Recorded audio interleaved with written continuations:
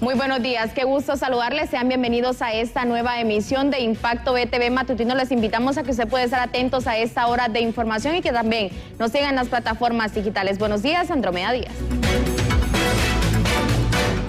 Así es, buenos días Carla, buenos días a cada uno de nuestros televidentes. Qué gusto saludarles una vez más en Impacto BTV, edición en matutino. Recuerden que estamos totalmente en vivo a través del sitio web www.btv.com.hn y de nuestras diferentes frecuencias radiales, nuestros equipos informativos diseminados en varias partes del país para llevarle hasta cada uno de sus hogares todas las noticias. Aquí nuestros titulares.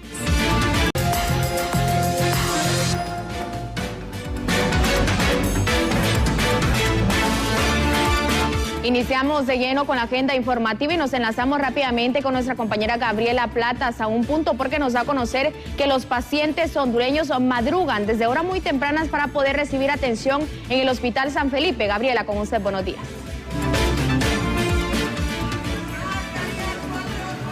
Gracias, compañeros en el Estudio Central. Y bueno, como parte del monitoreo que realizamos a los diversos centros asistenciales en el país, nos hemos trasladado hasta el Hospital San Felipe. Buenos días, vamos a conversar con algunas de las personas, consultarles cómo han visto las atenciones aquí y como pueden observar ustedes desde muy temprano, muchas de ellas han madrugado para poder recibir cada una de estas asistencias. Vamos a tratar de conversar con algunas de ellas al momento de salir para que nos brinden más detalles, pues cómo les han atendido y desde qué punto del país se trasladan para poder recibir las atenciones. Como pueden observar ustedes, pues gran parte de ellas también son de la tercera edad y pues vienen aquí a sus respectivas atenciones a la espera de poder conocer pues cada una de las acciones que se viven aquí a lo interno y lo más importante, poder recabar cualquier tipo de testimonio para saber precisamente pues cómo están las atenciones aquí en este lugar. Buenos días, amiga, cuéntenos cómo han sido las atenciones. Bueno, muchos de ellos van con prisa, vamos a entender, vamos a tratar de conversar con más personas y consultarles desde dónde vienen. Hola, buenos días, ¿cuál es su nombre? Buenos días, buenos días. Bueno, muchas de ellas van con prisa, así que bueno, a la espera de poder recabar algún tipo de testimonio. Buenos días, amiga, ¿cuál es su nombre? Antonia. Antonia, cuénteme, ¿desde dónde se traslada? Desde Las Uvas. Desde Las Uvas. ¿Usted continuamente viene aquí al Hospital San Felipe? Sí. ¿Y cómo ha visto las atenciones? Pues buena, fíjese. ¿Usted viene a algún tipo de especialidad o entrega de medicamentos? Vengo a consulta con mi esposo. Bueno, sí. ¿Qué le diría a las autoridades para que puedan mejorar aquí también?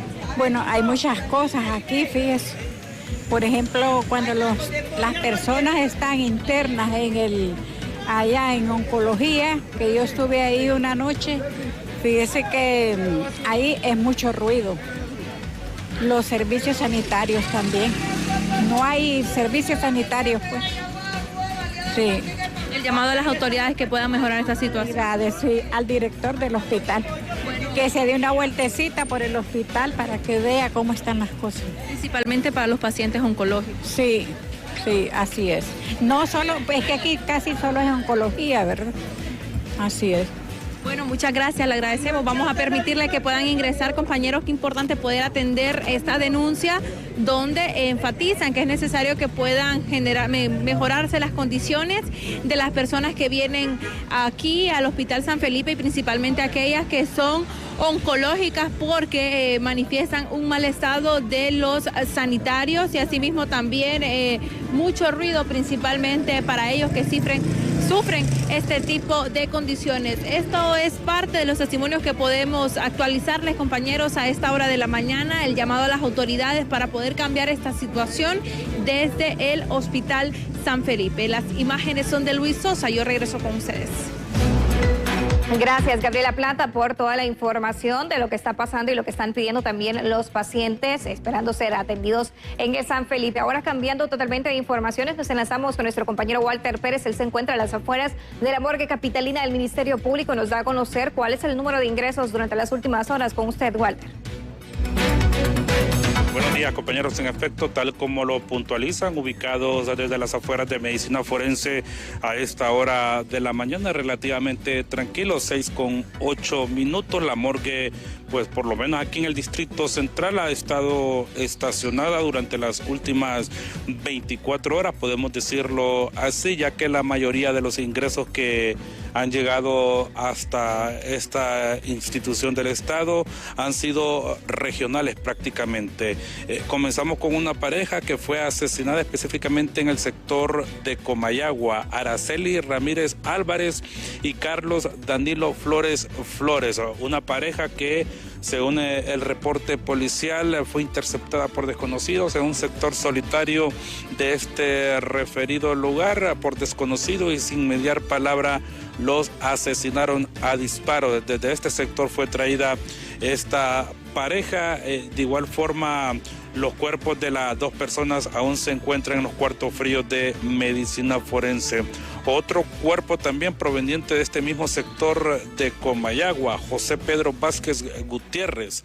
Otro hecho violento ocurrido en ese sector del país, también por arma de fuego le quitaron la vida a esta persona en este sector de Comayagua. Bastante sangriento se ha convertido lo que es el sector de Comayagua en los últimos meses, lastimosamente. También le sigue Osman Alexis Santos, que fue traído de Marcala, La Paz. Otro hecho violento que tiene que ver con arma de fuego. El cuerpo de este caballero ya fue entregado a sus respectivos familiares. También fue ingresada Alejandra Patricia Mesa Reyes, una fémina que estuvo hospitalizada en el seguro de la granja producto de un accidente de tránsito y lastimosamente en las últimas horas ha perdido la vida. También una persona, un pequeño que fue identificado como Kimberly Yajaira Lagos, es una bebé. Fue traída específicamente de la morgue del Hospital Escuela.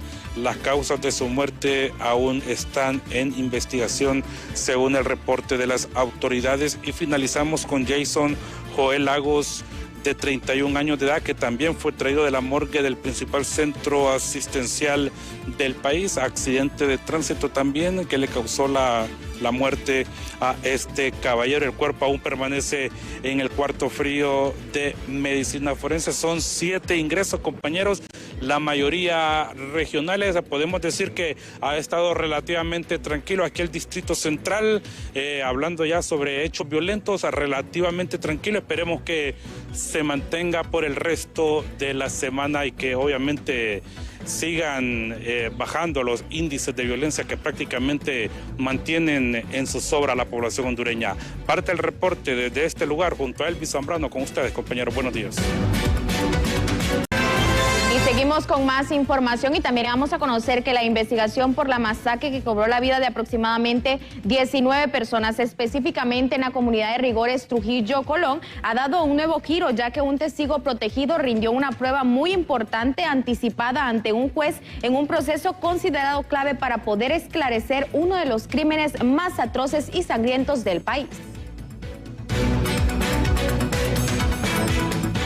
Carlos Alexis Molina Mencías y William Noel Reyes Izaguirre, implicados en la muerte violenta de 19 personas en Rigores, Trujillo, Colón, se presentaron este lunes en audiencia de prueba anticipada, en la que un testigo protegido brindó su declaración bajo estrictas medidas de seguridad.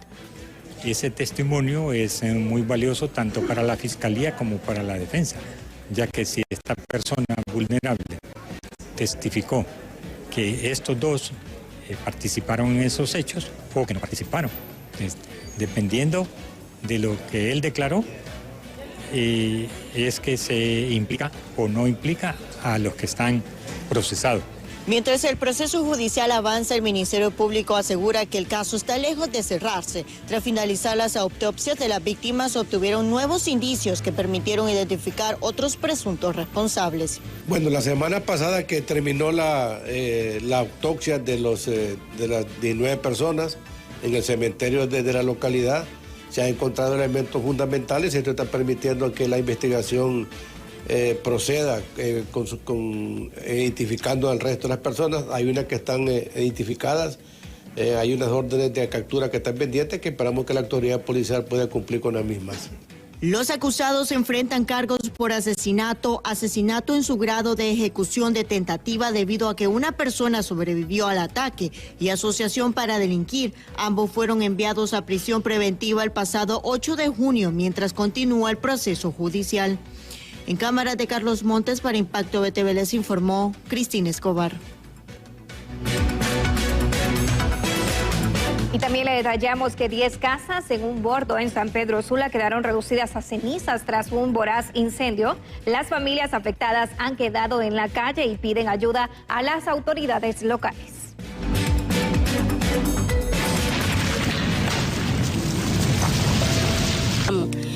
Los pequeños además perdieron hasta los cuadernos para ir a la escuela. Ya no tengo cuadernos. Se quemó toda la ropa de ella, la mía. También teníamos ropa de mi sobrina ahí, pero ya no se quemó. Mientras que doña Blanca observó con tristeza entre los escombros los resortes de su cama, que había comprado con esfuerzo apenas hace 3 semanas. La grande. 3 semanas. Sí. Y esta también se quemó.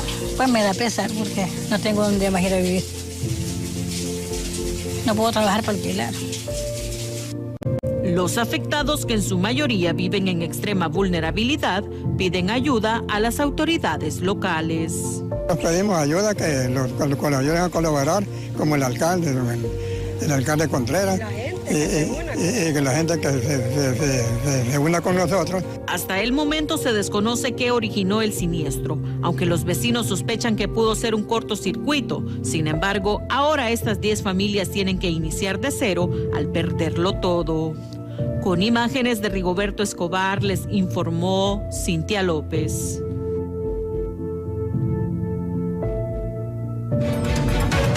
Y cambiando completamente de tema, cuando se cumplen justamente 4 años y 102 días que el expresidente Juan Orlando Hernández estaría regresando a Honduras luego de que el gobierno de la presidenta Xiomara Castro fuera detenido y entregado a la DEA, donde fue sometido a un juicio y luego el presidente estadounidense Donald Trump le otorgara un indulto. La semana pasada presentó un escrito ante la Corte Suprema de Justicia solicitando la suspensión de su orden de captura para poder presentarse voluntariamente.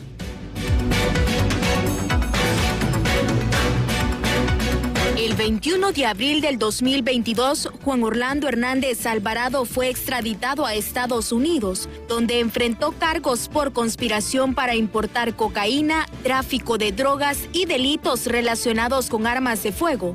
En junio de 2024, fue declarado culpable por un jurado y condenado a 45 años de prisión por el juez Kevin Castell de la Corte Federal de Nueva York. Permaneció 3 años y 7 meses bajo custodia en Estados Unidos, primero en un centro de detención y luego en una prisión federal, hasta que el 1 de diciembre de 2025 recibió un indulto total por el presidente estadounidense Donald Trump. Tras recuperar su libertad, Hernández permaneció casi 7 meses en territorio estadounidense, mientras se resolvían los efectos legales del indulto y la anulación de su condena por parte de una corte de apelaciones.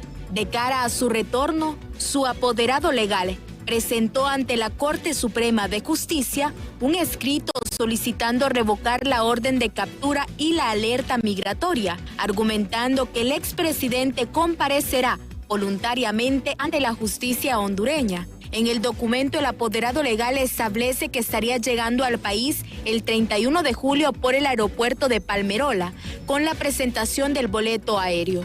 Este 29 de julio, el juez natural de la Corte Suprema de Justicia resolvió suspender la orden de captura y la alerta internacional, permitiendo el ingreso de Hernández al país, aunque deberá presentarse el 30 de agosto a la audiencia de declaración de imputado por el caso Pandora 2, en el que se le acusa de fraude y también lavado de activos. Ante esta situación, el expresidente Juan Orlando Hernández se pronunció en su red social de X, diciendo lo siguiente: en el tiempo que estableció el señor juez, regresaré a Honduras.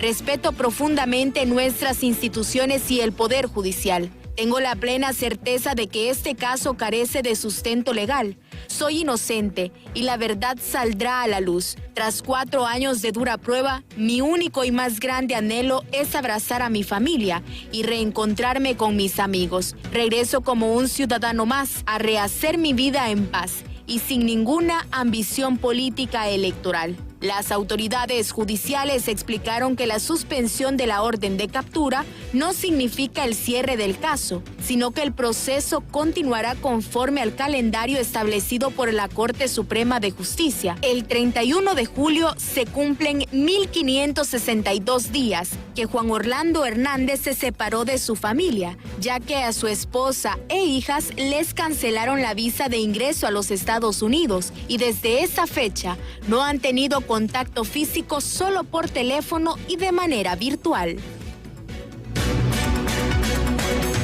Y también analistas en la zona norte del país son del criterio de que el expresidente Juan Orlando Hernández se debe someter a la justicia como cualquier otro hondureño. La verdad es que él como hondureño tiene el derecho de regresar a su país. Sí esperaríamos nosotros que también como cualquier hondureño se tenga que someter a la ley, así como nos sometemos todos cuando tenemos situaciones en las cuales se nos acusan de diferentes temas. Y lo más importante es que esto se haga en función de justicia, no en función de poder de nuevo maniobrar, manipular nuestro sistema de justicia y sacarle provecho. Así que la verdad es que concuerdan bien los tiempos del Mundial para meter goles y parece que el sistema de justicia sigue sin portero. La responsabilidad no deja de existir porque haya estado tampoco en Estados Unidos o porque se le haya acusado allá también.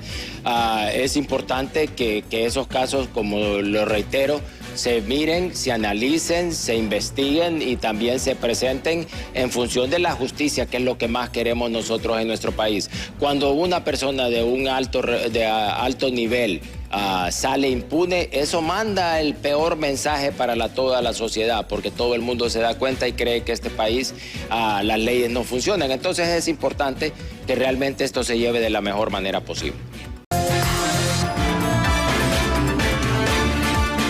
6 de la mañana con 26 minutos. Gracias por continuar informándose con nosotros. Y a esta hora nos enlazamos hasta la zona norte del país con nuestra compañera Cintia López. Y ella nos reporta que justamente en el Hospital Leonardo Martínez los pacientes se quejan por las interrupciones en las atenciones y también la falta de medicamentos. Con usted, Cintia, buenos días.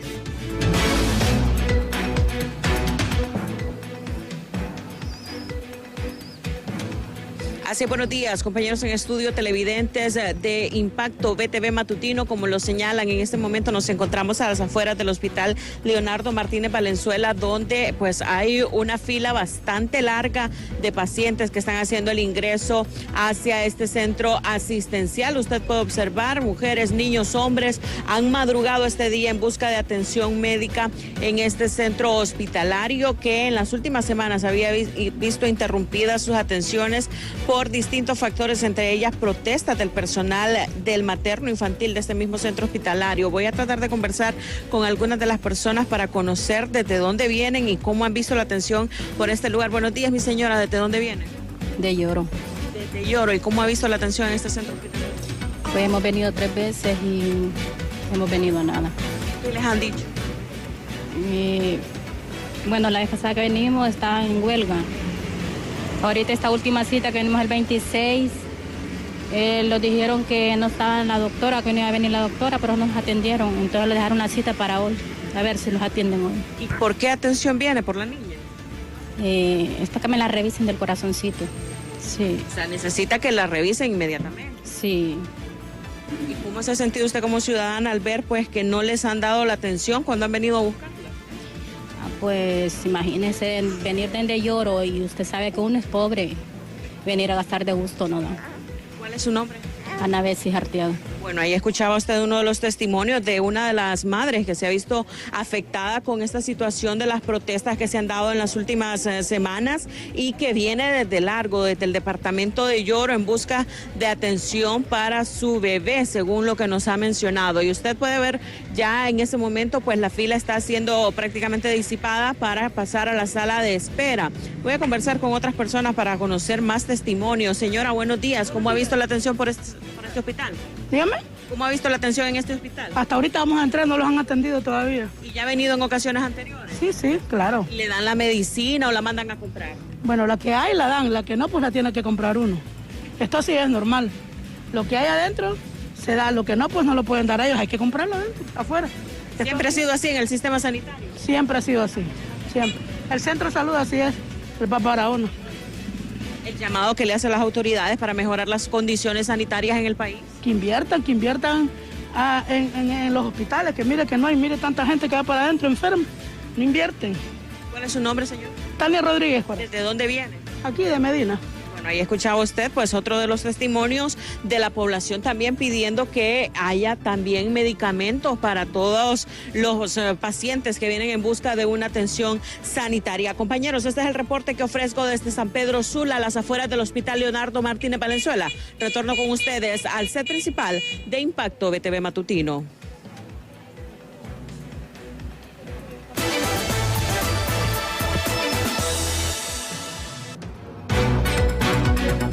Y siguiendo con más información en temas económicos, le vamos a conocer que el directorio ejecutivo del Fondo Monetario Internacional completa la cuarta y quinta revisión en el marco de acuerdos del servicio ampliado.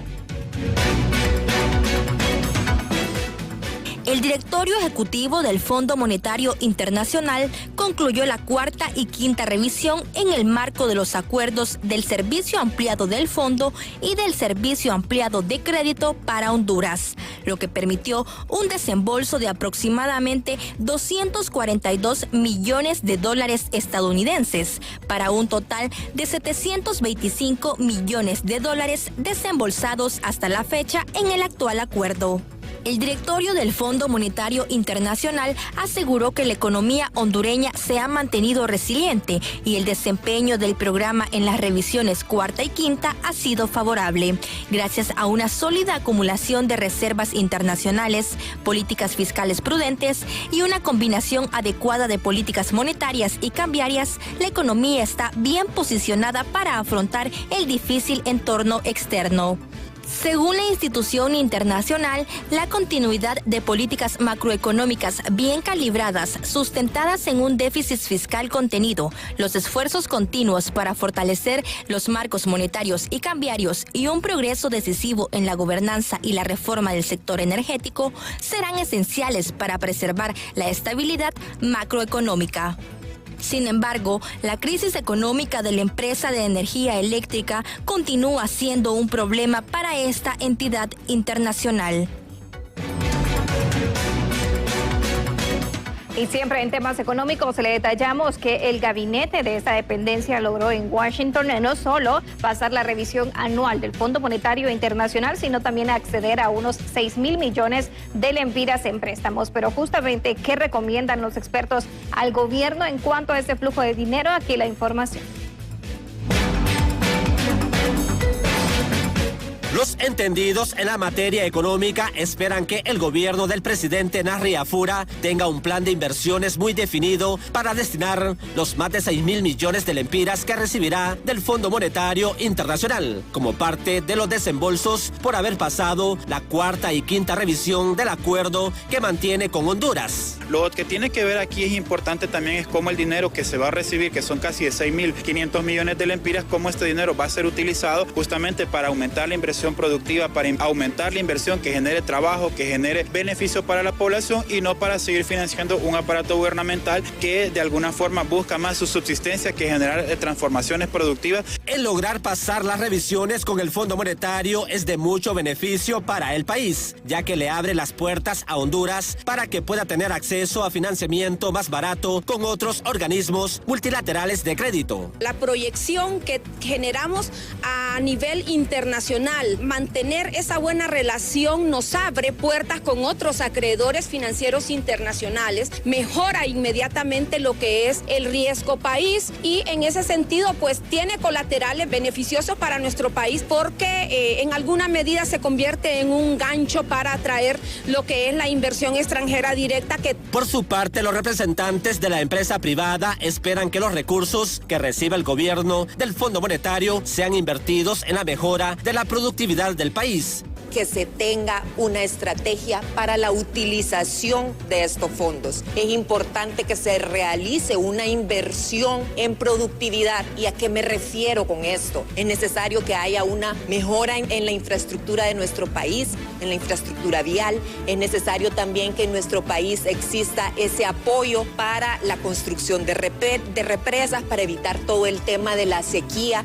El sector privado asegura que el haber pasado la cuarta y quinta revisión con el Fondo Monetario Internacional le transmite certidumbre a los inversionistas extranjeros, que Honduras es un país confiable para las inversiones. En cámara, Roberto Sánchez les informó Luis Strong. En el mismo orden de información, el ministro de Finanzas, Emilio Hércules, confirmó la aprobación de la cuarta y quinta revisión de los acuerdos del Fondo Monetario Internacional, lo que permitirá ampliar la capacidad financiera de este gobierno. Con la aprobación definitiva por parte del Fondo Monetario, Honduras tendrá acceso a aproximadamente 242 a 245 millones de dólares en recursos financieros que estarían entrando en las próximas semanas a nuestro país. Estos recursos van a fortalecer la capacidad del gobierno para atender las prioridades de la población y para impulsar también la inversión pública que ya teníamos presupuestada.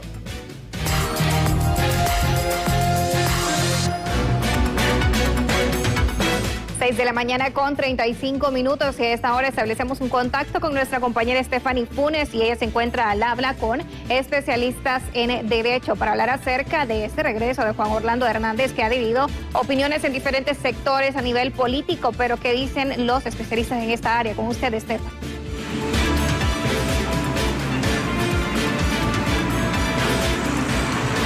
Gracias, compañeros en estudios principales. Es un gusto saludarles a esta hora de la mañana. Me encuentro acompañada con el abogado Raúl Paniagua, quien nos hablará sobre las opiniones que se encuentran ante el regreso del expresidente de la República, Juan Orlando Hernández. Muy buenos días. Bien, buenos días. Saludo al pueblo hondureño.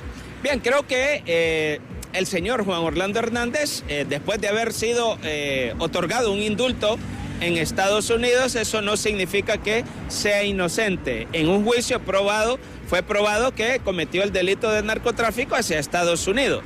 Ahora, el juez ha determinado darle un espacio de tiempo, suspender las órdenes de captura para que se pueda presentar en Honduras de forma voluntaria y seguramente esos elementos el juez los va a tomar en consideración para seguramente decretarle un arresto domiciliario o puede hacer que le decrete una medida distinta, entre otras, al arresto domiciliario, que se pueda presentar a los juzgados a firmar una vez a la semana, posiblemente. A mi criterio, posiblemente sea un arresto domiciliario, pero en ese sentido el juez o la Corte Suprema lo ha visto como un expresidente y ha hecho algunas valoraciones de acuerdo al principio de proporcionalidad para determinar que se le suspenda la orden de captura y viene la audiencia de declaración de imputado donde el juez de forma oficial le va a informar de todos los cargos que el Ministerio Público le está imputando. Por otro lado, hay que determinar si las pruebas que se han presentado únicamente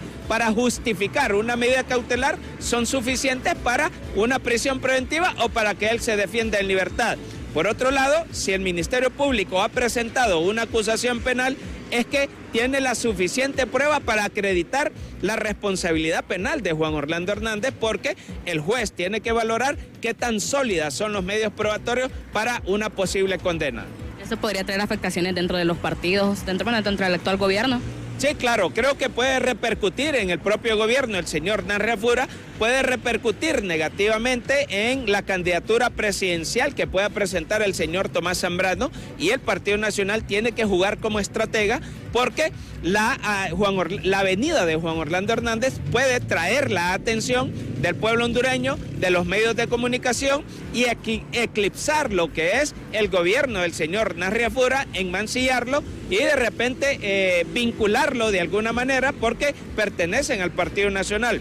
Y aquí es donde la oposición política debe jugar como estratega para buscar enlazar al señor Juan Orlando Hernández con el Partido Nacional, con el señor Narria Fura, para tratar de ensuciar esa imagen y que el pueblo hondureño se desencante con estas personas que de repente, a criterio de muchos, se le ha hecho mucho daño al pueblo hondureño. Por tanto, el Partido Nacional tiene que jugar como estratega para que la presencia de Juan Orlando Hernández no le haga daño al Partido Nacional, y la oposición política debe buscar sus estrategias para tratar de enlazarlos y vincularlos, y que el pueblo hondureño, o alguna parte del pueblo hondureño, se desencante de ellos. Bueno, compañeros, en Estudios Principales hemos escuchado las declaraciones del abogado Raúl Paniagua. Yo con esto regreso a Estudios Principales.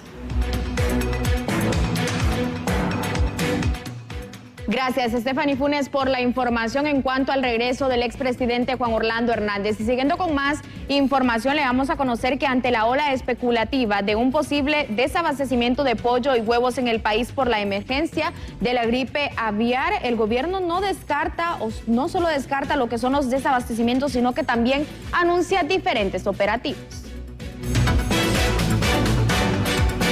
Con el fin de evitar especulación de precios con la carne de pollo y con los huevos, el gobierno descarta un desabastecimiento de estos dos importantes productos para la dieta de los hondureños, a pesar del decreto de emergencia emitido por el brote de gripe aviar que se registró en una granja en Santa Bárbara. Por ello, el gobierno comunica con absoluta claridad: no existe desabastecimiento de carne de pollo, no existe desabastecimiento de huevos, no se prevé escasez durante las próximas semanas, tampoco se esperan incrementos injustificados de precios derivados de esta situación. Las autoridades de SENASA aseguran que el brote del virus de la gripe aviar está controlada, por lo que este problema no debe afectar la producción y el abastecimiento de huevos y carne de pollo en el mercado nacional. Se activó el protocolo de cuarentena, despoblación, desinfección y toda la sanitización de esa granja. Y quiero mencionar que derivado también de todas las acciones que hemos realizado en campo, la vigilancia epidemiológica activa y todos los rastreos, no hemos encontrado otra granja con signología compatible a lo que es la influenza aviar, y no tenemos diagnóstico hasta el momento. Por su parte, el director de Protección al Consumidor les advierte a los especuladores que si incrementan el precio de los huevos y la carne de pollo, serán sancionados con severas multas. Lo cual nosotros estamos realizando inspecciones, llevamos más de 7.000 inspecciones realizadas, vamos a aumentar estas inspecciones para evitar la especulación, y en aquellos casos donde detectemos especulación, acaparamiento y abuso, vamos a aplicar lo que son sanciones administrativas que pueden llegar hasta los 10.000 salarios mínimos. Las autoridades de desarrollo económico aseguran que no existe ninguna justificación para que la carne de pollo y los huevos suban de precio con la excusa de la emergencia de la gripe aviar, ya que la enfermedad está controlada y hay suficiente producción de ambas proteínas. En cámara, Roberto Sánchez les informó.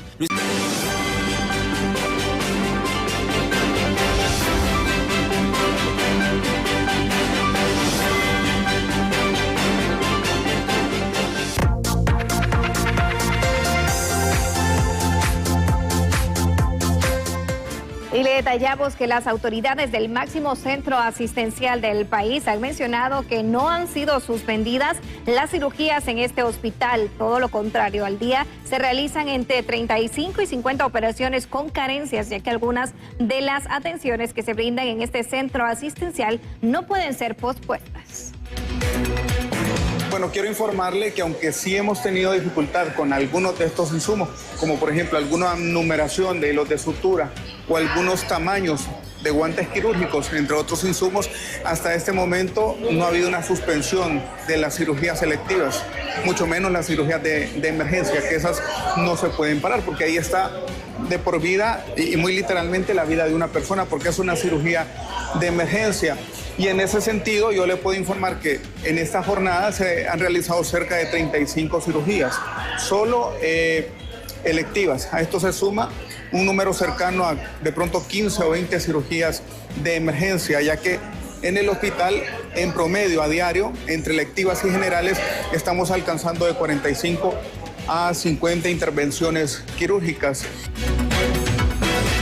Y siempre en temas de salud le vamos a conocer que el jefe de la Vigilancia de la Salud pide a la población del país no exponerse al polvo del Sahara, ya que este acarrea minerales y también patógenos que podrían provocar afecciones respiratorias, así como alérgicas, asmas, bronquiales, enfermedades pulmonares y crónica bronquitis, por lo que se le pide el uso de mascarillas y también lentes para evitar la sobreexposición. También esto viene a repercutir en lo que es las enfermedades respiratorias, también enfermedades de tipo alérgica. Recordemos que el polvo del Sahara, pues este polvo, además de levantar materiales como hierro, calcio, silicio, también levanta virus con el polvo, parásitos, ácaros, y en esto viene a repercutir en la salud de la población, sobre todo enfermedades como el asma bronquial, lo que es el EPOC, que es la enfermedad pulmonar obstructiva crónica, y así también vemos otras afectaciones del sistema respiratorio como la bronquitis. Entonces, en este momento, las recomendaciones que a través de la Secretaría de Salud y la Unidad de Vigilancia estamos dictando son el que usted al salir debe de colocarse lentes, usar mascarilla. Y en otro orden de informaciones, le damos a conocer que diputados del Congreso Nacional mencionan que aun cuando esté de periodo de vacaciones legislativas, las acciones en favor al pueblo hondureño no cesan, y este martes se ha convocado al Pleno de Diputados para poder discutir la ley de las reformas energéticas. El diputado Kilber Bertrán menciona que este martes la convocatoria está definida para aprobar la ley de reformas energéticas, la cual evitará que el país pierda 50 millones al día, una situación que ya es insostenible. En el hemiciclo ahí estaremos, ya hay pláticas avanzadas con diputados de otros partidos políticos que entienden que esta es una reforma necesaria para salvaguardar la energía. Ya está claro, ya el que quiere debatir si se privatiza o no lo es porque tiene una bandera política o es muy papo. Esas son las dos únicas opciones que hay. Aquí no hay ningún tipo de privatización, la ENE seguirá siendo de los hondureños y es un buen proyecto de ley que lo que va a permitir es salvaguardar el estado del ENE, que perdemos 50 millones de lempiras al día. Para la congresista Clara López, esto es sinónimo de privatización, ya que el dividir la empresa nacional de energía eléctrica en 3 dependencias solo buscará que el capital extranjero se apropie de los recursos de la estatal eléctrica. Se le ha hecho sugerencias a lo interno de la Comisión de Energía, se le ha hecho sugerencias para poder reducir pues lo lesivo que se encuentra actualmente este proyecto de decreto. Sin embargo, pues las sugerencias del Partido Libre no han sido tomadas en cuenta, que cambian totalmente el espíritu privatizador, que es precisamente lo que ellos quieren. Por eso no nos han querido permitir hacer esos cambios y a partir de las sugerencias. Y analistas ven con preocupación que de concretarse estas acciones apuntan a que la energía tendrá un costo aún mayor, tal como se percibe actualmente. Abiertos al mercado libre, como pretenden estos sectores al hablar de sociedades anónimas,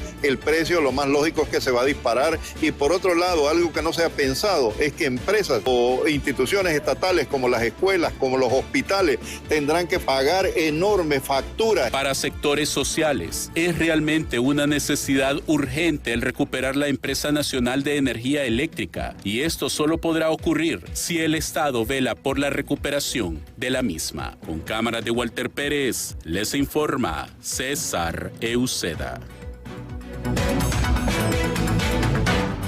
Y también le vamos a conocer que cada gobierno que pasa sale con el mismo cuento en Banadesa, que hay miles de millones para producción, pero cuando llega un nuevo gobierno asegura de que no hay dinero ni inversión. ¿Qué ha pasado con los fondos específicamente? ¿Quién los tiene? ¿Qué dice el sector campesino del país? Veamos a continuación.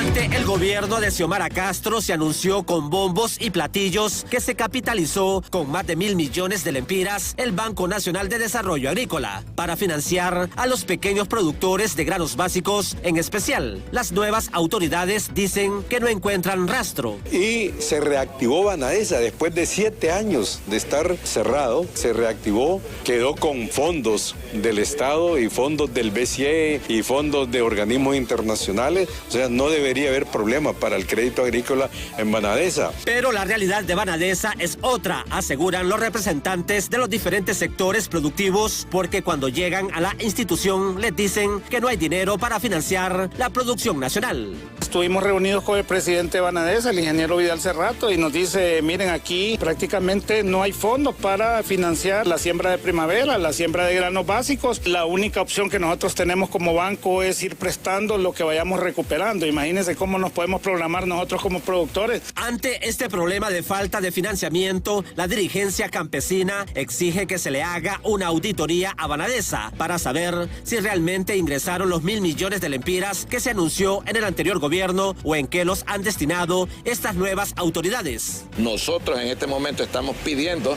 a las nuevas autoridades del banco que por favor ejecuten un proceso de auditoría donde rindan un informe donde fueron a parar estos 5.700 millones de lempiras, porque no es posible que al siguiente año, porque en este nuevo gobierno, las nuevas autoridades nos digan que el Banco Nacional de Desarrollo Agrícola no tiene ningún lempira para prestarle a los productores. Los representantes de los diferentes sectores productivos lamentan la falta de financiamiento por parte del Estado para los pequeños productores, ya que ponen en peligro la seguridad alimentaria de los campesinos y la de todos los hondureños, porque sin fondos no pueden sembrar ni para su propio consumo. En cámara, Roberto Sánchez les informó Luis Turón.